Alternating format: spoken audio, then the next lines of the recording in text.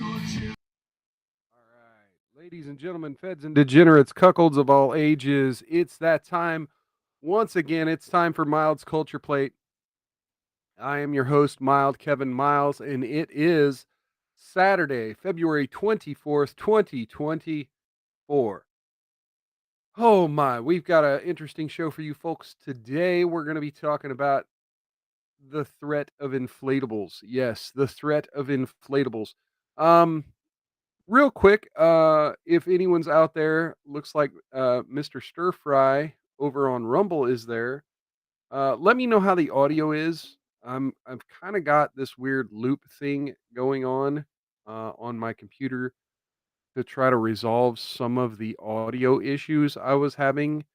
So definitely let me know if the audio is way too garbled, way too loud, whatever. Let me know how my levels are as we go forward. Gonna be drinking some Four Roses bourbon tonight. So if you're out there, say hello in the chat, and I'll give you a little shout out and toast, just like I did just now with Mr. Stir Fry. Cheers and welcome. And cheers and welcome to everyone else out there. All right. Looks like we're building a little audience on Rumble. Looks like we may have a viewer or two over on Locals and YouTube. We are on all 6 platforms today. I guess I've been having an issue with Facebook, but that issue, I'm pretty sure I got that ironed out, and we've got it going. Okay, so, oh, okay, maybe my microphone is not set to something different. Okay, well, we'll see how this rolls. We'll see how this rolls. Okay, we have a lot of news stories to get to, and I really don't have a way. There's no real flow to the news stories today, so let's just get into this. Da, da, da. And of course, I did this wrong again, so now I got to copy paste all my links because I thought I had it set up a little different, and I did not. Okay, so let's do it this way.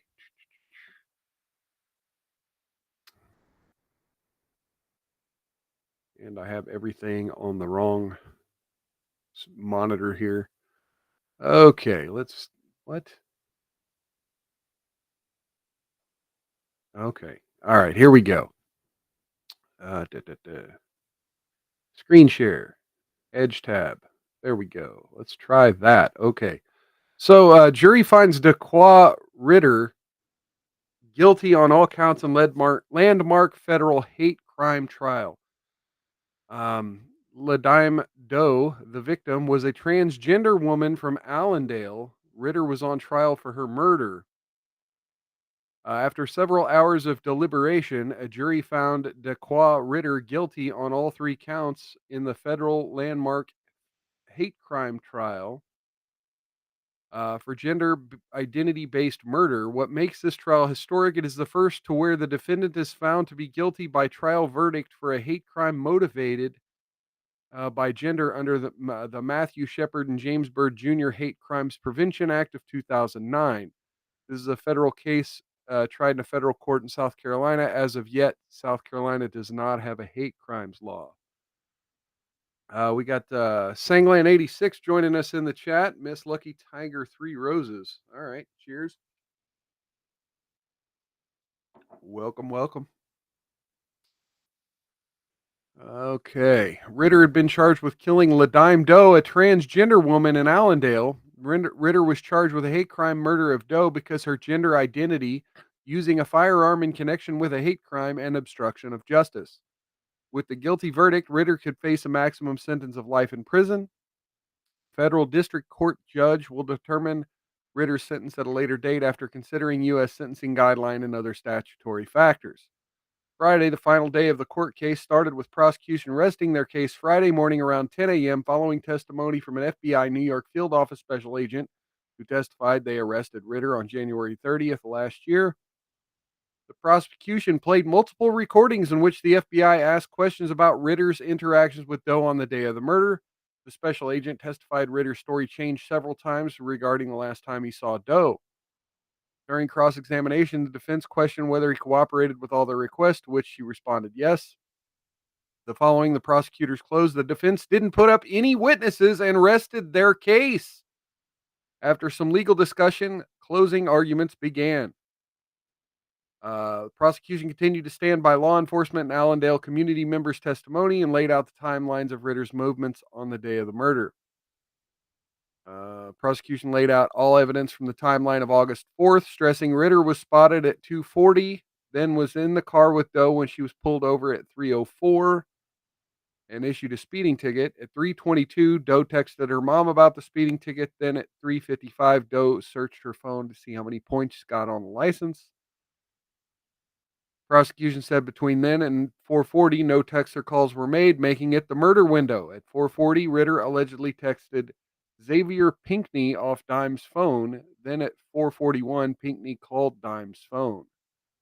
The prosecution said Ritter walked half a mile to his uncle's house, where a witness testified he came to the home and was rushed, adding that his uncle drove him to the store. And at 6:05, the body was discovered. Now, what they're not talking about is there was a lot of apparently testimony that the transgender person had claimed that Ritter was, quote, her man. So they're not really talking about it in this article, but yeah, this is this an instance where you know someone was catfished by a transgender? Okay, let me do something real quick because I thought I had my camera set up a different way. Thought I had my camera set up a different way. Let me stop broadcasting for just a moment. I'm gonna keep my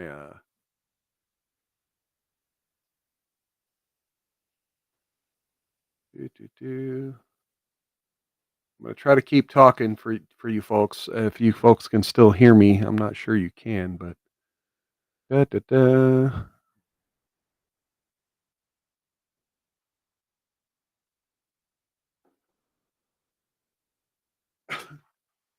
All right, had to make a couple of changes here. I'm gonna try this. I'm gonna try streaming through OBS so it's easier to share windows.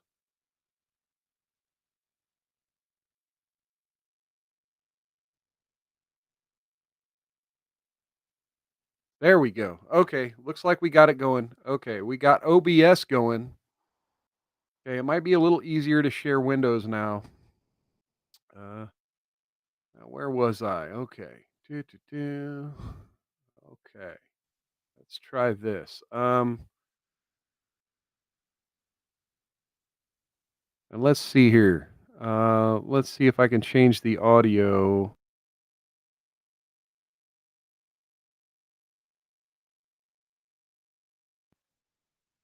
Okay, so I'm about to switch the audio source. Let me know if you folks can still hear me.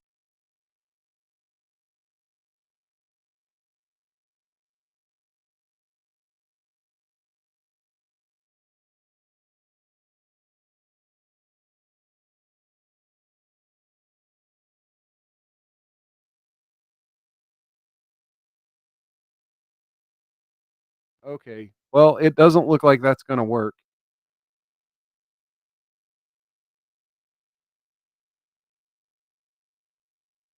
Let me see something here. Let's try that. Does that work? I think that works. Yes, that appears to work. Okay, so we still have audio then. Okay, so I'm sorry. I have to do some weird things here. Do. Okay, now let's try this.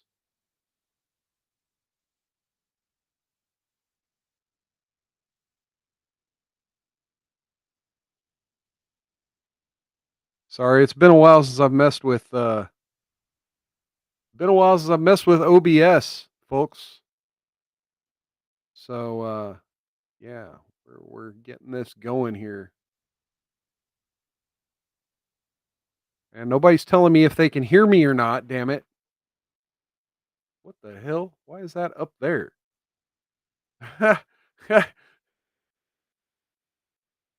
Not sure what happened there. Why is that there? Go away. Not sure why that was. What the hell? Somehow just wound up with a random window above my head. Okay, so yeah, that was a little preview. We got Dr. Deborah Birx admits to being deceitful when recommending COVID strategies to Donald Trump. This is from Libby Emmons of the Post Millennial. Dr. Deborah Birx. Here, I need to do something here. My windows are too big. I can't see the chat. Too many windows. Too many things going on, folks. This is a little too much of how the sausage was made. Oh, we went from 6 viewers to 2. Maybe you can't hear me. Holy shit. It seems like we have audio going on. Let me check on my phone. You people, you people.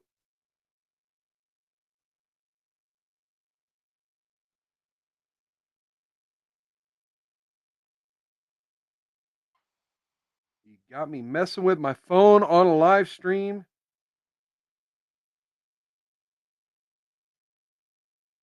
Okay.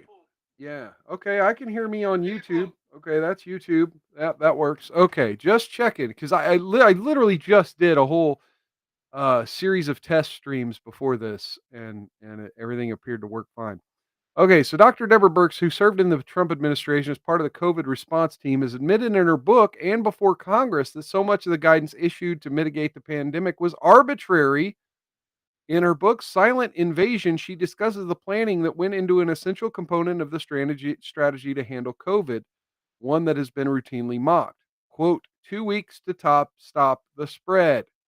The data used to back it up was from other countries, and Birx intentionally obfuscated her intentions for a robust lockdown. Birx writes in her book, she writes about assembling a team she could, quote, trust to look at the numbers and provide an unvarnished analysis free from a hidden or political agenda. There would be no groupthink in my inner circle. But after deciding to trust the data, Birx noted that the CDC did not have the demographic data she was looking for. Worse, the data it did have would never help paint an accurate picture of the pandemic outbreak. The data, as it was gathered, the sources it was gathered from, and the methods was not adequate to give a clear picture that could make a conclusive public health recommendations.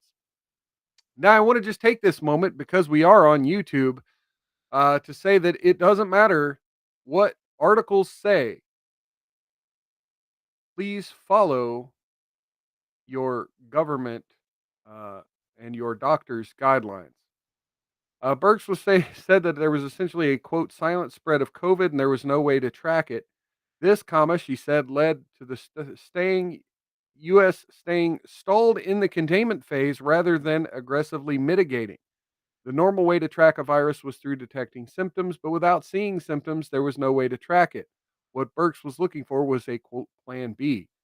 The existing CDC data wasn't of any use, Birx said, picking apart the CDC's approach, saying that they should have been more forceful in their data collection and in going to states and demanding information. Despite not having adequate data, Birx pushed ahead with her plans to convince Trump and his advisors to go along with her mitigation plans. She writes that in March 2020, she met with the president, and her plan was to obfuscate her intentions for economic shutdowns, knowing that Trump was wary of anything that would tank the economy he had worked so hard to build. I couldn't do anything that would reveal my true intentions, she writes.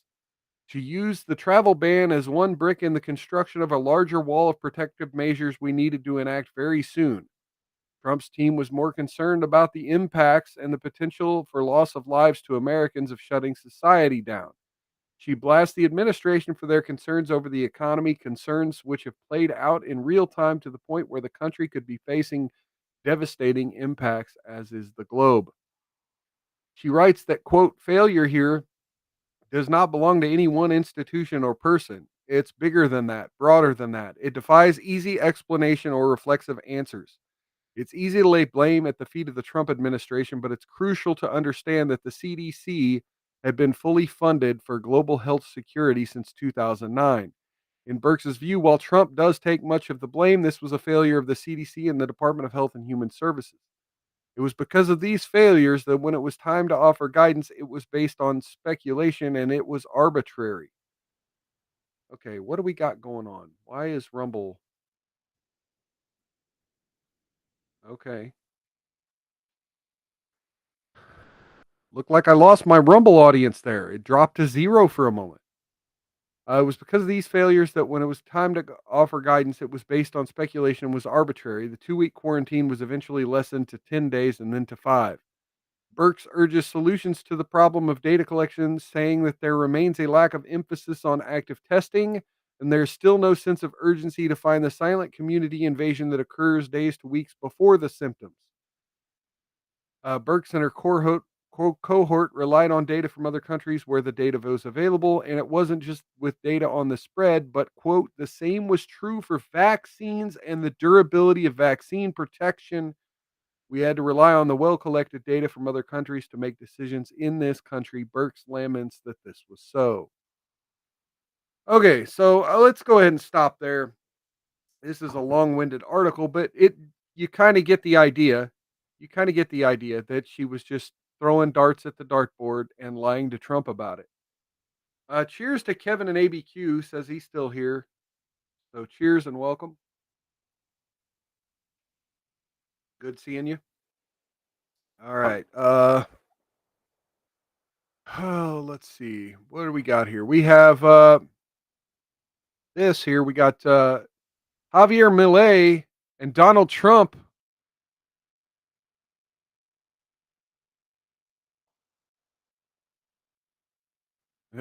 He's excited.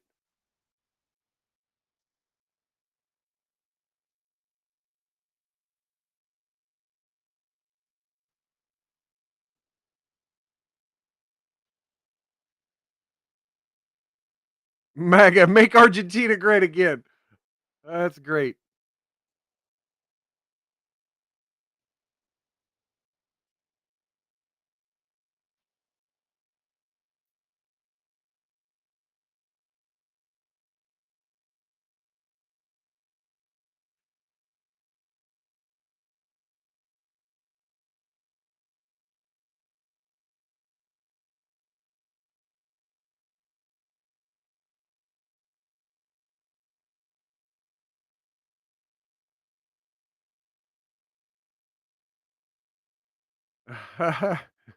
You gotta love how like wherever Trump's at, man, they got things like fucking the Village People playing in the background.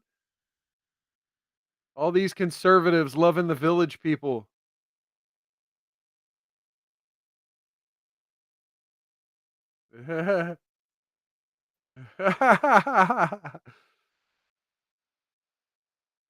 So yeah, if you're not aware, CPAC is going on right now.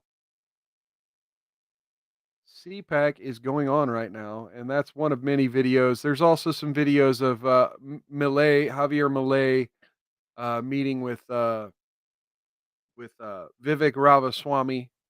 Pretty awesome video happening there and meetings happening there. So we're gonna play just like the first 30 seconds of this video. This is Julian Assange's wife outside the extradition hearing. Oh, Kevin and ABQ said he did not hear the audio on that video. Shit. All right, hang on. There's no audio, then there's no point in playing this. Damn it. Testing 1, 2, 3. Why? Dear Lord. No, it's not going to work. Okay. Well, anything with audio, I need to apparently open in Microsoft Edge.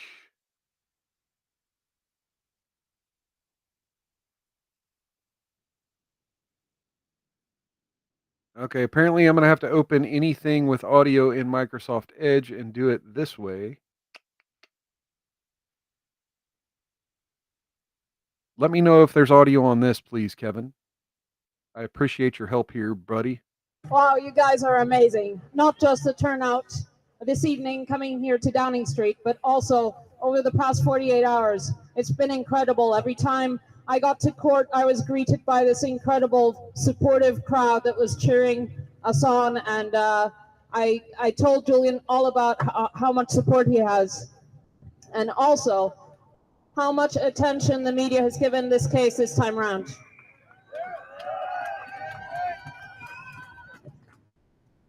The world is watching. And finally, there's a realization about what this is really about, which is an attack on the truth, an attack on the public's right to know, and a country's attempt to further their impunity and their cover-ups and continue to kill with impunity without... So, if you're not familiar, Julian Assange was the head of WikiLeaks, who published a lot of information about the Afghanistan war, published a lot of information about Hillary Clinton, and was responsible for leaking a lot of information that essentially led to Donald Trump becoming president when the American people found out.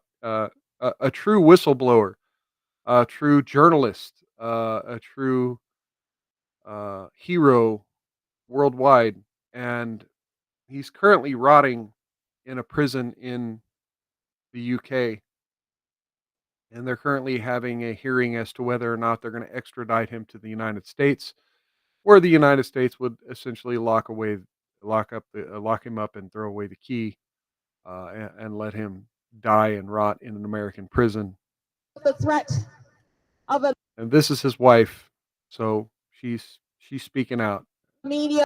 And it's important that whoever wins this next election, Donald Trump, that we demand a full pardon of Julian Assange.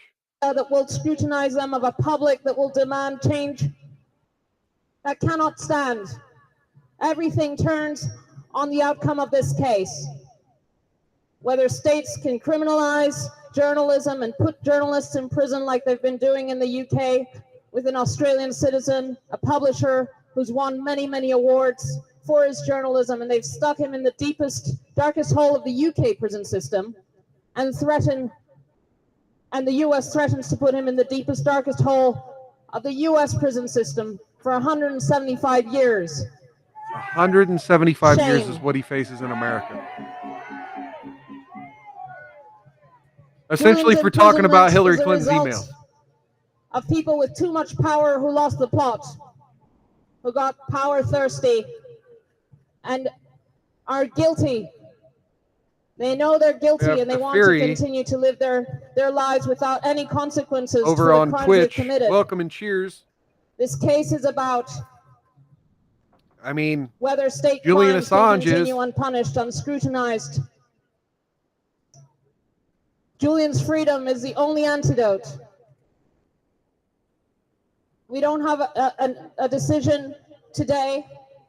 Julian's life is at severe risk every single day he is in prison. He is a political prisoner. He is the world's most famous political prisoner. Okay, let's go ahead and stop that right there.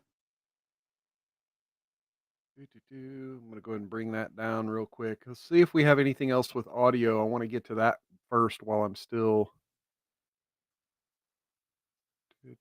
I don't think we do.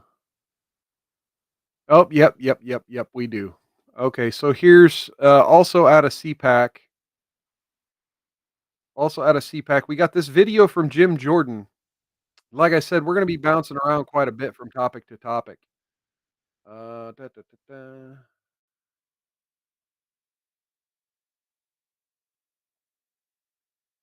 There we go. Okay, so we got this video of Jim Jordan from CPAC, and he's talking about Fani Willis. So let's hear what he has to say about Fani Willis. No, we haven't heard back from her yet. We'll see what we get from her. But there's a whistleblower in her office who we have talked to, the committee staff. Yeah, and she... there's a whistleblower in Fani Willis' office. The whistleblower, I think she's like 4'11", but Fani Willis had 7 police escort her out when she fired this lady. because this lady raised the concern that Miss Willis was not spending federal funds and not following the rules of the grant and the grant dollars in the appropriate manner. So she raised this concern, and then finally Willis fired her. She's now talking with our office, and we'll see where that goes. And that's why we. So again, she was misusing funds, and a whistleblower decided to question her about it, and then was fired and escorted out by several police officers. We subpoenaed for records and documents related to this. We'll see what we get. There's still a few hours left in today. She also was interesting. She, instead of accepting service on the subpoena, she made us send the U.S. Marshals. Even though our office had talked with her office, we've had correspondence back and forth. She made the U.S. Marshals take the subpoena there. So go figure. This is Fani Willis, and we all saw her. I think her attitude on display when she took the I thought it was a skit. So there were 2 days of testimony about Fani Willis last week, and it's just amazing. I highly advise everyone to get on YouTube and find Lead Attorney. He had some amazing coverage of the Fani Willis trial. Basically, people. So what's happening is there are hearings now determining whether or not she should be punished, essentially up to even being removed as prosecutor of Atlanta. But more so, it's there's a motion on the table to have her and Nathan Wade removed as prosecutors on the Donald Trump Georgia case. So yeah. But I think it actually was real life. So yeah, go check out that coverage. Like I said, Lead Attorney is one of the better, one of the more entertaining live streamers that was covering that. I got Squishy Hunter over on Rumble. Cheers and welcome. Good evening, Bra. Willis should be removed in his opinion. All right. Yep. I agree. Okay, so you may have been enticed by the title of this video. The balloons are back. The balloons are back. All right, the balloons are back. So let's do this. Amy Schumer diagnosed with rare health disorder. Something was wrong. Amy Schumer has been diagnosed with Cushing syndrome. So you may remember there was Amy Schumer went viral last week. Amy Schumer had went viral last week because people said that her face looked swollen like a Cabbage Patch doll. And there were a lot of discussion on X and on various social media. It went viral because it looked like her cheeks were swallowing her mouth. And so, yeah, she had been inflated like a balloon. Amy Schumer's now been diagnosed with Cushing syndrome. The comedian, 42, shared the shock health news in Friday's edition of Jessica Yellen's News Not Noise newsletter, saying speculation about her puffy face led her to seek treatment. Cushing is caused by an excess amount of the stress hormone cortisol in the body.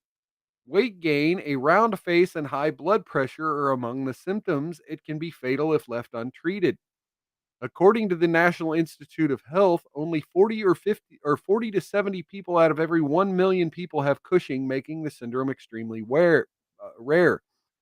Earlier this month, Schumer hit headlines after fans remarked on her altered appearance during promotion for her Hulu series, Life and Beth. I was doing press on camera for my Hulu show. I was also in MRI machines for 4 hours at a time, having my veins shut down from the amount of blood drawn, and thinking I may not be around to see my son grow up, Schumer said. It has been a crazy couple of weeks for me and my family, she continued. Aside from my fears about my health, I also had to be on camera having the internet chime in, but thank God for that, because it's how I realized something was wrong. So finding out I have the kind of Cushing that will just work itself out and I'm healthy was the greatest news imaginable. Cushing syndrome most often affects adults, usually aged 30 to 50, and is 3 times as likely to affect women than men. Treatments for Cushing vary depending on what is causing a patient to experience the syndrome, per the Mayo Clinic. Medications are commonly prescribed, but surgery and radiation can also be recommended if Cushing is caused by a tumor. It appears Schumer's case does not require such intervention. So it's not her fault she's fat, folks. It's not her fault that she's fat. Speaking with Yellen in her newsletter on Friday, Schumer added that she wanted to be an advocate for women's health, as females are constantly being, quote, shamed and criticized for our ever-changing bodies. I want so much for women to love themselves and be relentless when fighting for their own health in a system that usually doesn't believe in them, she declared. Earlier this month, the Trainwreck star slammed the trolls who commented on her body amid promotion for Life and Beth. At the time, she noted she suffers from the autoimmune disease endometriosis. There are some medical and hormonal things going on in my world right now, but I'm okay. Historically, women's bodies have barely been studied medically compared to men, she said. Oh, blame the patriarchy. Awesome. Awesome. Thank you so much for everyone's input about my face, she joked. Hey, we got my favorite YouTuber, Shut Up I Can Cook, over there on YouTube. Welcome. Cheers. Good seeing you. Got my hair down just for you, Cookie. On Tuesday's episode of the Not Skinny But Fat Not Skinny But Not Fat podcast. Fucking sus. Fucking sus.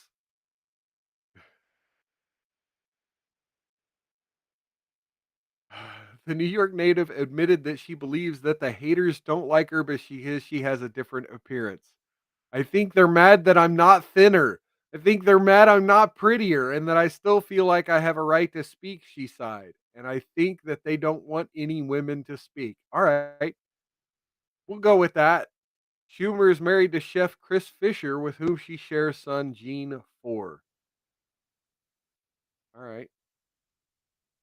Miss Piggy. Miss Piggy.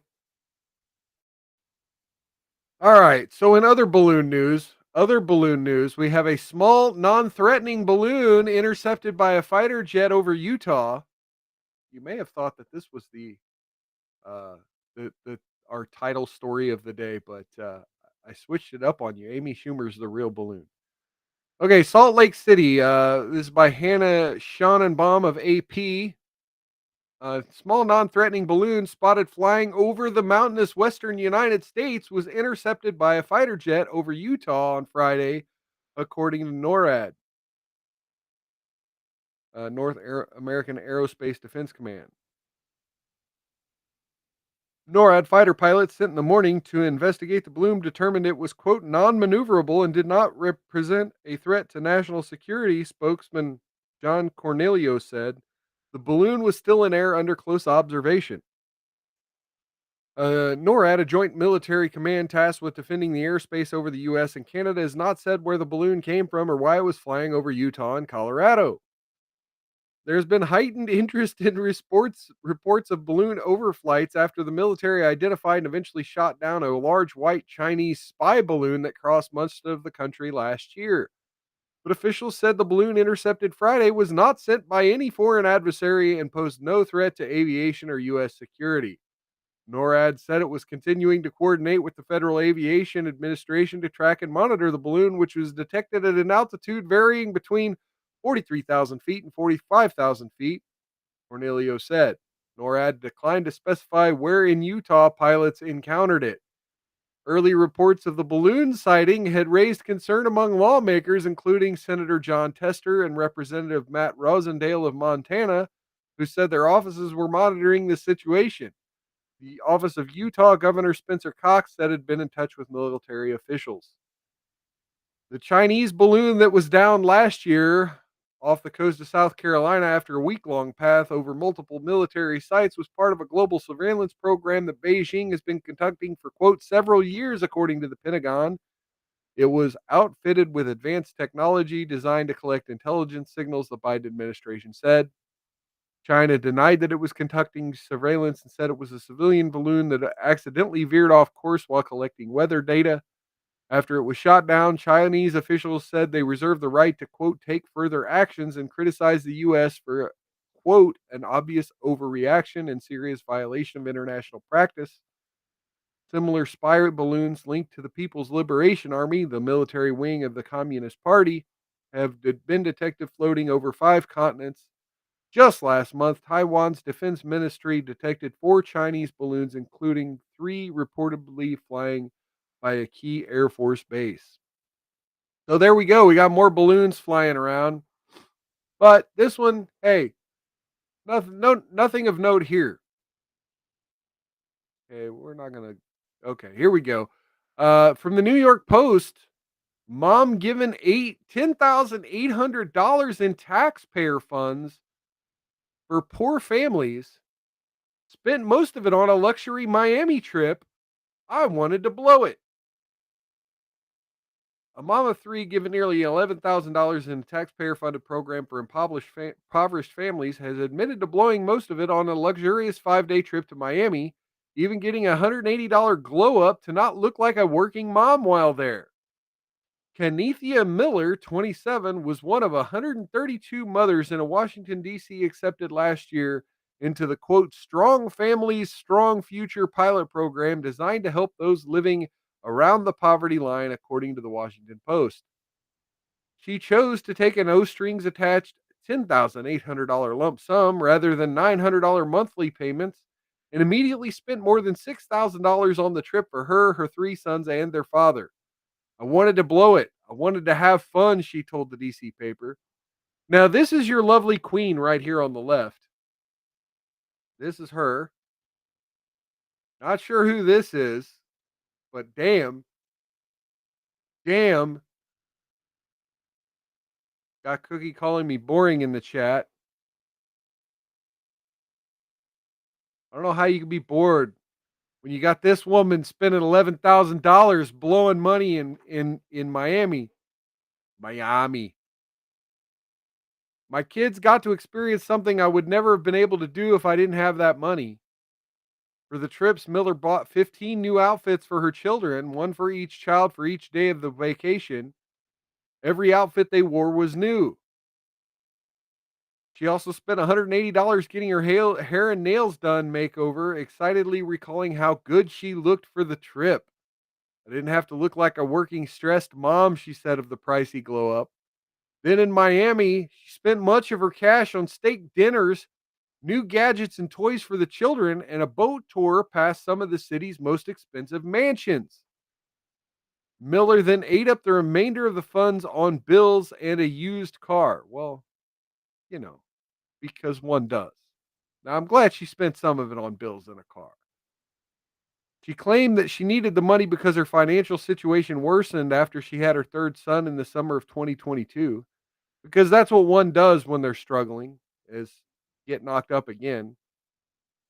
Miller paused her education to receive a degree in social work to focus on the growing family and was living in a subsidized 2-bedroom apartment at the time. Gotta get that Section 8. She was also receiving from the TAMP Fund, Temporary Assistance to Needy Families, which helped her cover her $120 a month rent. Dear Lord. So we have all these millennials on TikTok crying about how high their rent is. And this lady's paying $120 and still getting aid to help her pay that. Folks, come on now. I mean, just look at this lady. But still, Miller said she was struggling to make her food stamps last. Have you tried getting a fucking job? Groceries last us the first 3 weeks of the month. Then it's trying to figure out the last week of my benefits, she explained. It lasts, but it cuts close. Well, are you eating steak and bullshit the first week? Now she said she opened a savings account in which she hopes to keep $50. $50. God damn. Why so much? And insisted the government program taught her how to save money for the future. 50 whole fucking dollars. Oh my God. Holy shit, man. Her kids are going to inherit a fortune. She's set to begin a new remote job that pays $30 an hour. Well, shit. An opportunity she credits with the confidence she gained in the program. A lot of communities in my area don't know the financial gain of credit or saving for your kids. That's why we're broke. We have nothing to pass down, no house to give down, Miller explained. I'm trying to get to the level where I'm passing down something that really matters so I can be set and my kids can be set and they don't need to push so hard like I'm doing now. The Post has reached out to Martha's Table, the DC based organization that administers the program, for comment. Well, shit. Get a glow up. Get a glow up. Go to Miami and leave your kids with 50 fucking dollars. God damn. Yeah. Yeah. That's the way to do it, folks. That's the way to do it. Okay. Wow. All right. Let's see. What else do we have here? We have you want to do a Second Amendment?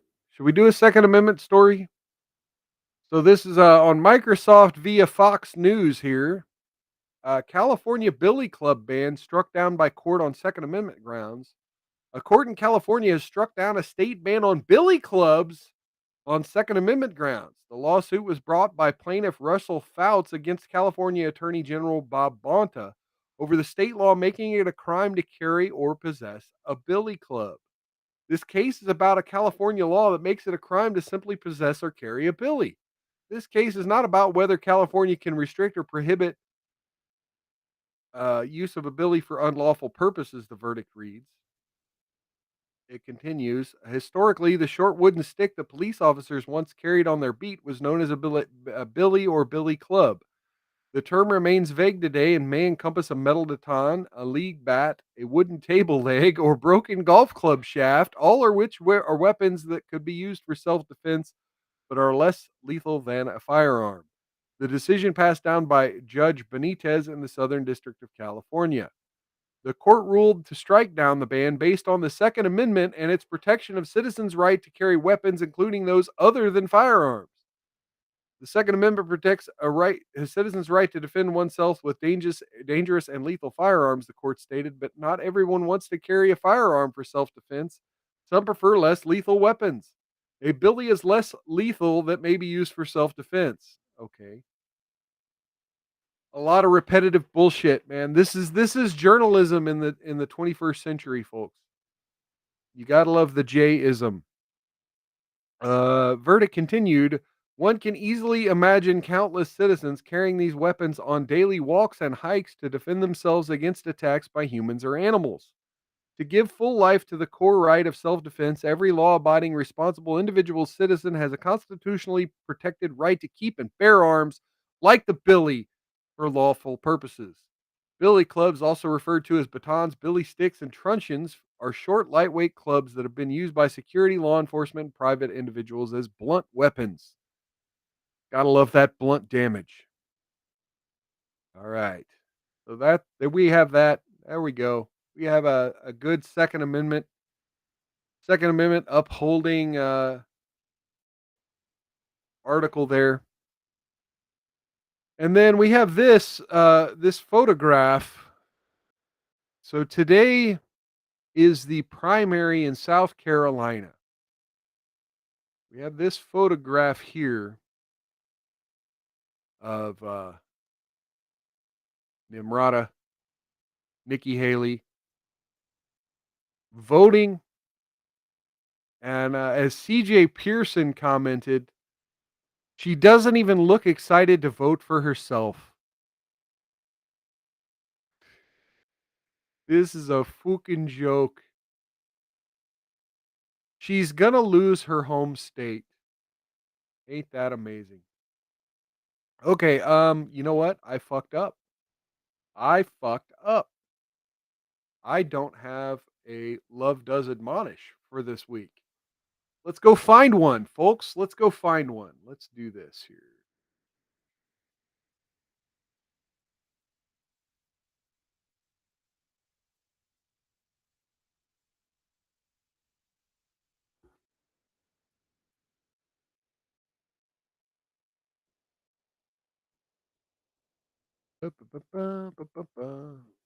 Okay, this isn't it.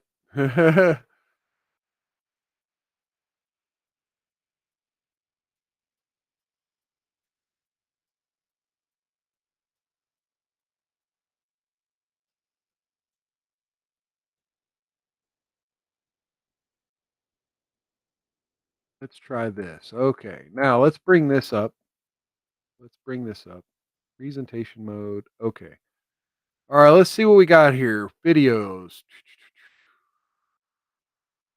Let's go a little older. I'd like to go back in history here. Let's see what we've got back here. Okay. My boyfriend gave birth and he didn't know he was pregnant. Yeah, let's try that. No, that's only 5 minutes long. No, let's go for one a little bit longer. Da, da, da, da. Here we go. We're judged because my partner is fat. This is Sienna. She fell in love with George. I've always been attracted to bigger guys, and so he was my ideal type. She messaged me first, sort of went from there. But you made the first move, Yes. you know, when we met. Yes, I did make the first move. It's what a player does. Well, of course, man. What can I say? What shared woman their that love looks on like TikTok, that's going to but ever make many the first people fucking move? criticize their relationship. They say, oh, this guy's fat. That's not right.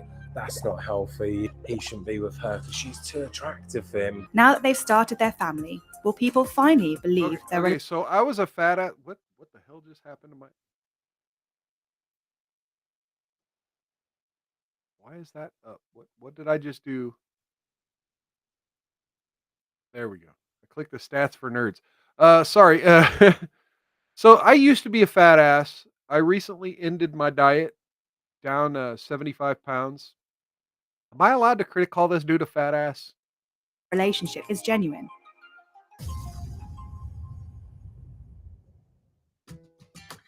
Look at this fat. To be honest, what attracted me to George was his character, Craig. George plays So these Craig people are from in London. People Just Do Nothing, and I watched it on Netflix.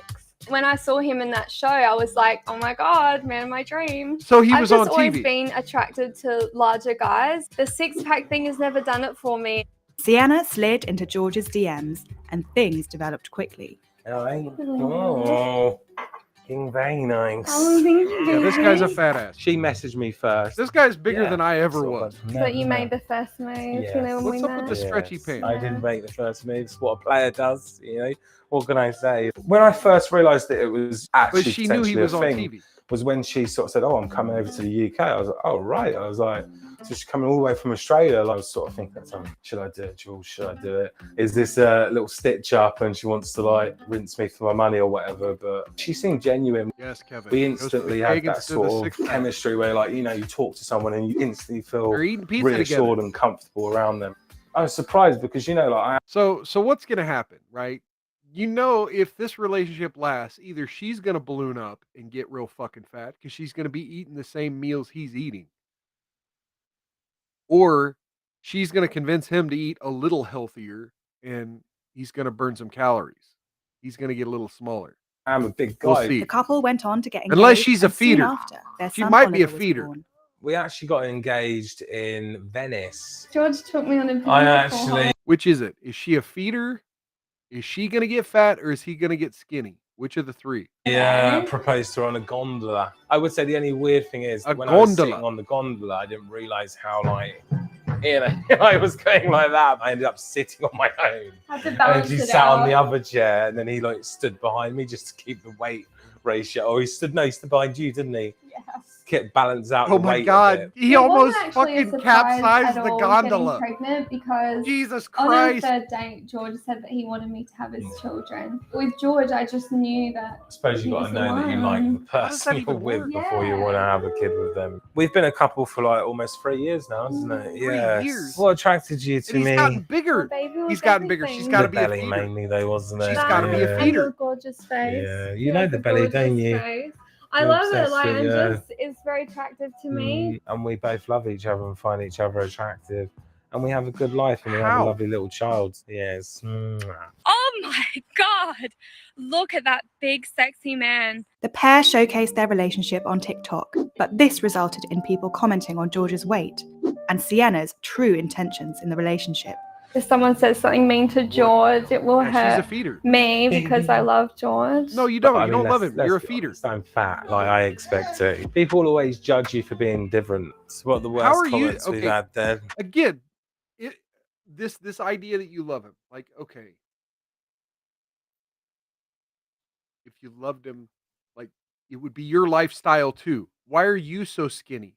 How do you stay so skinny? Like, there's an imbalance here. The two of you been together for 3 years. You got to be eating similar meals. You got to have similar regimen.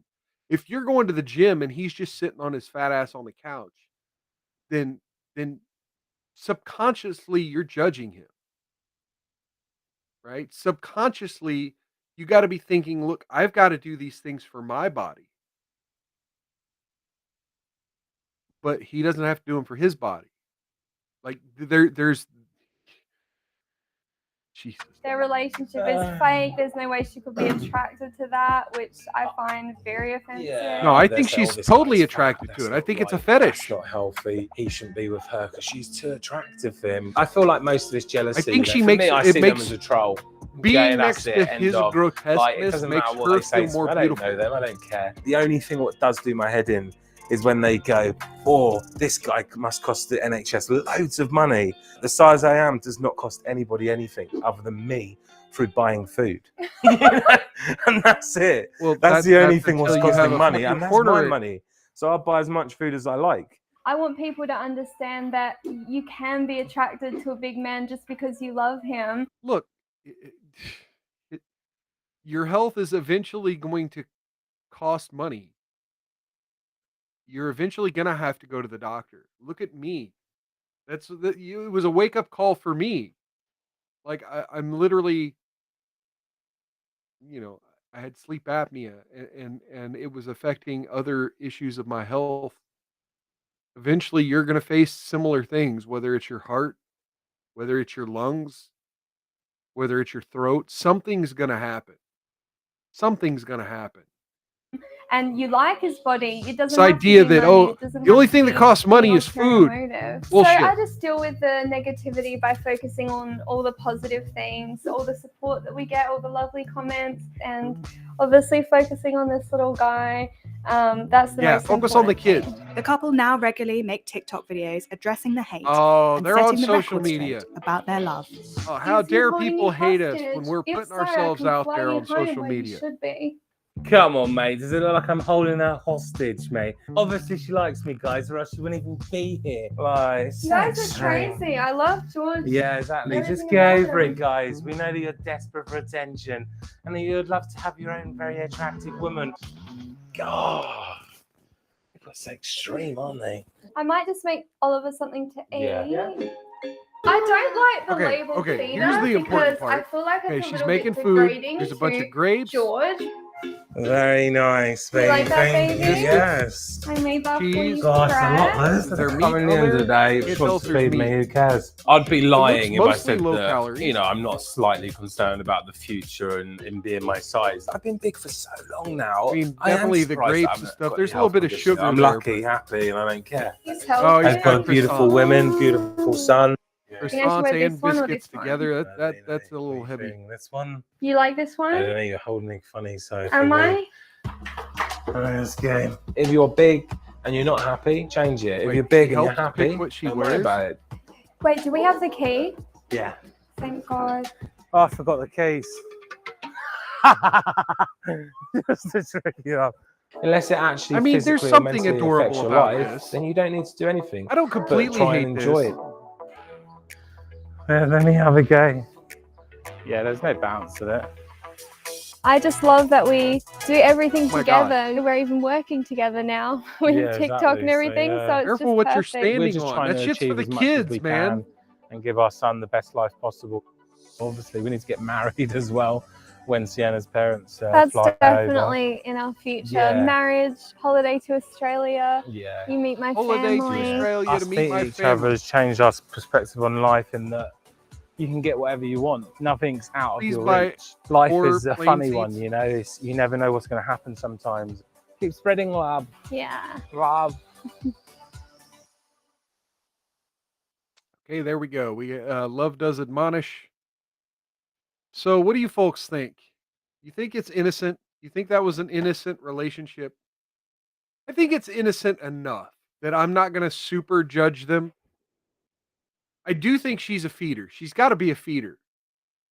There's some kind of imbalance there, right? Because you don't have a long-term relationship where the two of you have dramatically different diets. You don't see that a lot. You see, people, the wife makes dinner for the family, right? And it's one thing, I guess, if you're making him 2 steaks and you're only eating half a steak and the kid's eating another half a steak, I guess that's possible.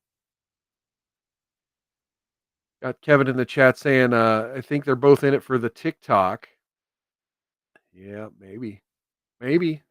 I definitely think there's an element to this when he said he was on TV. I think there's definitely an element where she's chasing clout here. Now, I'm not saying that's the only reason she loves him. I think she's genuinely attracted to fat dudes, uh, which is a little weird. But hey, look, I was fugly and fat, and I found love, so I can't hate just on that. I can't hate just on that. But this denial where he's like, it doesn't cost any money. My health costs no money. Uh, gotta kind of call bullshit on that. All right. Well, let's see. We started a few minutes late today, but we are fishing for clout equals is better than fishing for trout. Yeah, it can be. And look, let me just say that there were about 3 news stories that I did not cover today that I thought about covering. And there's definitely the Vice Media. Looks like Vice Media is going to switch to a subscription only model. That's one news story I didn't cover. Um, And then you may have seen, I skipped over a vigil for the Oklahoma teenager who died in this after the school bathroom fight.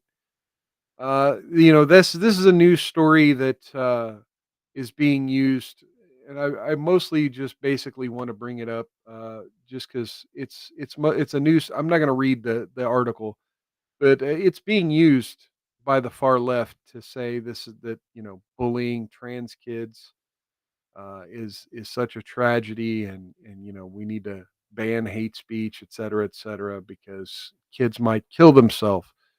Yeah, it's the same old media narrative, same bully tactics to get us to support the LGBTQ community, and yeah, I'm not going to do that. And then, but yeah, uh, back to what Kevin here saying, fishing for clout is better than fishing for trout. Well, yeah, especially if you're Vice Media.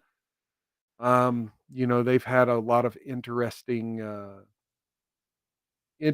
articles and opinion pieces that they've put out about fisting for clout, not fishing for clout, but fisting for clout. Anyhow, that's our show for today, folks. If you could take just a second, click that like button on your way out. And if you're new here, please click follow. And down in the description of whatever video you're watching should be links to all 6 of the social media platforms that you could potentially be watching me on. If you could follow me on those as well. If you're new here, please watch a second video on this channel. It really helps with algorithms when new viewers like to watch more than one video. So please do that. Also share this off platform if you can. Definitely helps with the algorithm as well. Um, and I might be playing with some different streaming software. I may go back to StreamYard. I may try Streamlabs or something else because I have not been too happy using Rumble Studio, even though it's free, even though it's awesome and I can stream to all 6 platforms. It's also very complicated to get things going. Catfish for clout. Sangling saying, see ya. Catfish for clout. Yeah, there's a whole trout for clout video that went viral about a year ago. Do not look for it. It's hard to find now anyway, but do not look for it. You will lose your lunch. Oh, folks. So yeah, I will be back this Wednesday, 6 p.m. Central on whatever platform you're watching me on now. Uh, whether it be Facebook, X, Twitch, Rumble, YouTube, or Locals. So I'll catch you then, 6 p.m. Central this Wednesday. Until then, folks, take care of yourselves and each other. Outlast the haters.